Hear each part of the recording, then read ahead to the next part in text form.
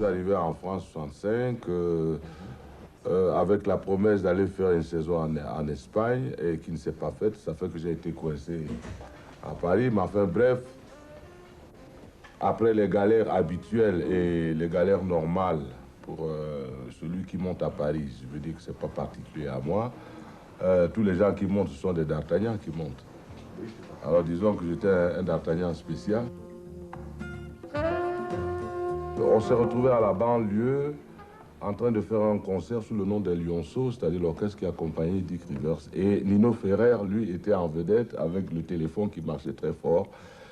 Et il m'a vu dans cet orchestre, il avait besoin d'un organiste.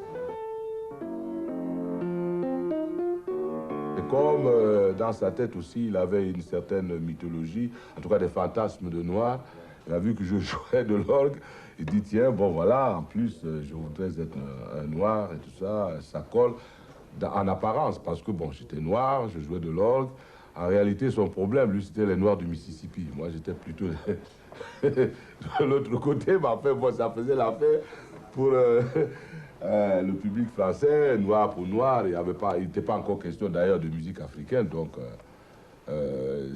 ça ne mangeait pas de pain, quoi, c'était bien.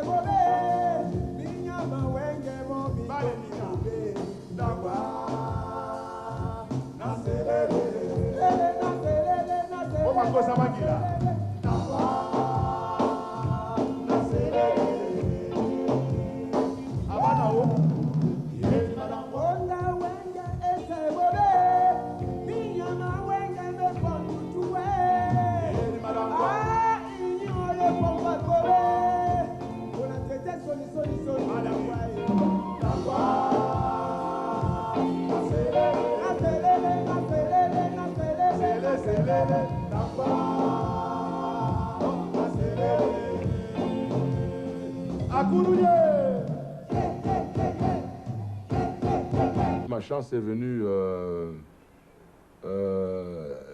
bizarrement d'ailleurs par l'Afrique et curieusement par le Cameroun en me confiant l'hymne de la 8e Coupe de football. Et comme il faut une phase B, j'ai fait Sol Makossa. Personne ne voulait de ce morceau au Cameroun après, évidemment, puisqu'on avait perdu la coupe. Mais bon, le destin ainsi fait que les Américains ont découvert ce morceau à Paris.